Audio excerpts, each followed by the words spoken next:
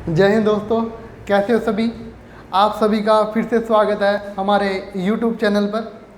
हम एक नया सब्जेक्ट लेके आए हैं आपके सामने, रीजनिंग की आज क्लास 4th है हमारे।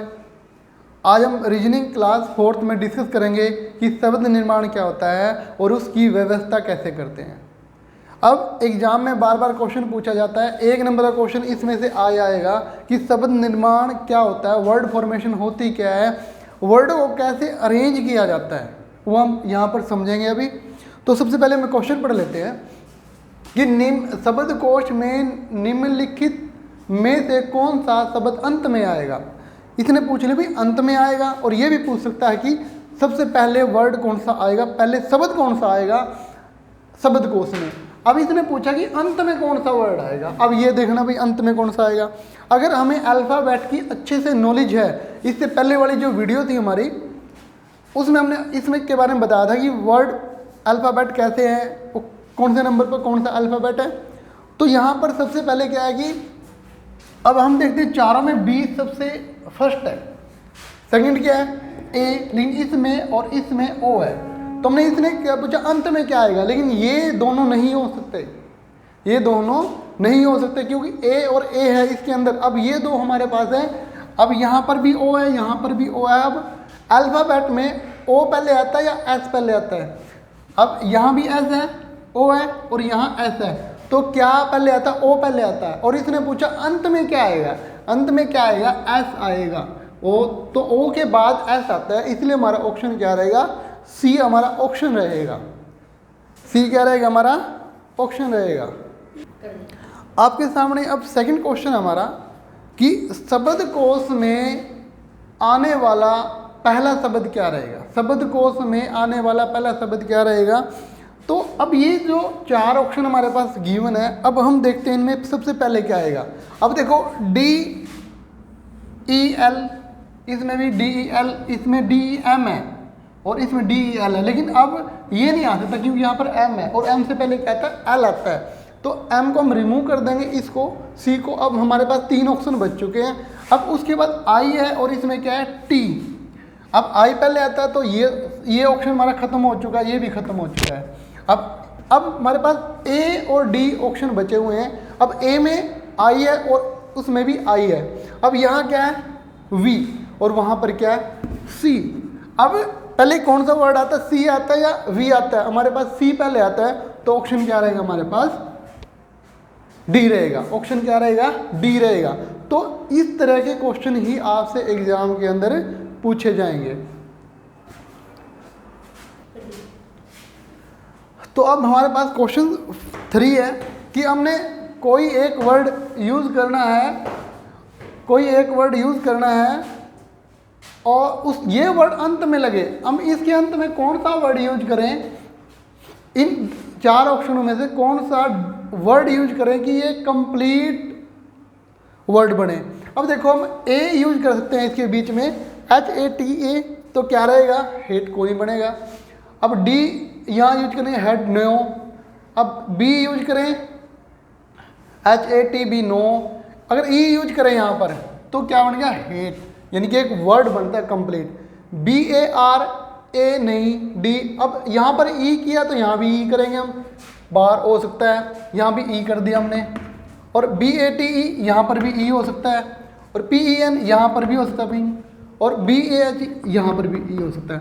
यानी कि कंप्लीट फॉर्मेशन अगर हम ई यूज करें तो चारों वर्ड्स में कंप्लीट बनता है। तो इसलिए हम ऑप्शन कौन सा यूज करेंगे, डी ऑप्शन यूज करेंगे। ऐसे ही क्वेश्चन आपके एग्जाम के अंदर होंगे, ऐसे ही आपसे क्वेश्चन पूछे जाएंगे। अगला क्वेश्चन क्या है कि हमारे पास अल्फ़ाबेट गिवन है, यहाँ पर अल्फ़ाबेट गिवन है हमारे यहाँ पर। ये हमारे पास नंबर 1 2 3 4 और 5। अब इन वर्ड का यूज करके, इन अल्फ़ाबेट का यूज करके हम एक नए वर्ड का निर्माण करना है। तो अब इनमें से कौन सा वर्ड हो सकता है। अब देखो एस सबसे पहले गिवन है, तो एस हो सकता है हमारे पास, सब ऑप्शन में है। अब उसके बाद क्या एस के बाद क्या लगाएं हम, ए लगाएं, A2 किसी में नहीं है तो नहीं लगा सकते। 4 लगाएं तो एस का के नहीं हो सकता। अब 3 लगाएं, देखो SH, हमने क्या लगाया, एस लगाया, एच लगाया, SH तो एक में अब ये दो ऑप्शन हमारे, देखते हैं इनमें से क्या रहेगा। अब हमने ये लगाया H, उसके बाद क्या लगा सकते हैं हम A, उसके बाद क्या लगा सकते हैं R, और उसके बाद 4K। तो ये क्या बन गया, एक कंप्लीट बन हुआ सार्क। ये एक कंप्लीट वर्ड है सार्क। तो ऑप्शन क्या रहेगा इसका भाई, सार्क रहेगा। अब इसका ऑप्शन क्या रहेगा, अब इसका ऑप्शन रहेगा सी। ये हमारा ऑप्शन क्या था भाई, सी था हमारा। तो ऐसे ही क्वेश्चन आपसे एग्जाम के अंदर पूछे जाएंगे। आपको और भी दे सकते हैं, कोई भी वर्ड दे सकता है कि उस वर्ड, वो वर्ड गिवन है और उससे ये पता करना कि वो उस स्टेटमेंट में है या नहीं है। अब आपके सामने क्वेश्चन 5 है। क्वेश्चन 5 में क्या है, निम्नलिखित विकल्प में से वह शब्द चुनिए जो दिए गए शब्दों के अर्थों का प्रयोग करके नहीं बनाया जा सकता। अब हमारे पास एक वर्ड गिवन है, इस वर्ड का यूज करके हमें ये बताना इनमें से कौन सा वर्ड नहीं बन सकता, इनमें से कौन सा वर्ड नहीं बन सकता। ये क्वेश्चन मोस्टली ऐसे क्वेश्चन पूछा जाएगा एग्जाम में, इनमें से नहीं बन सकता। अब देखो यहाँ पर क्या है भाई, यहाँ पर है NIECE, N इसमें है, I है, E है, C है और E है। इसका मतलब ये बन सकता है। आगे क्या भाई, C है हमारे पास, ये रहा R, ठीक है, E, A। अब A नहीं है इसमें भाई, A ऑप्शन नहीं है। इसका मतलब क्या है कि ये ऑप्शन हमारा रहेगा। बाकी ये भी बन सकता है, ये ऑप्शन में नहीं है कि ये बन सकता है। हमने ये बताना कि नहीं बन सकता, कौन सा ऑप्शन नहीं बन सकता वो हमने बताना है। तो अब हमारा ऑप्शन क्या रहेगा, ऑप्शन हमारा बी रहेगा, क्योंकि ये इसके अंदर ए है और ए गिवन स्टेटमेंट में नहीं है, इसलिए हमारा ऑप्शन ये रहेगा। अब इसी क्वेश्चन को पूछ सकता है, यहाँ पर यूज़ कर सकता है कि भाई कौन सा वर्ड बनेगा, कौन सा वर्ड बनेगा। यहाँ पर हम इसी को आगे बढ़ाते हैं। अगर यहाँ पर हम लिख देते हैं P और यहाँ पर लिख देते हैं हम S, तो इनमें से कौन सा वर्ड बनेगा करके बनाया जा सकता है।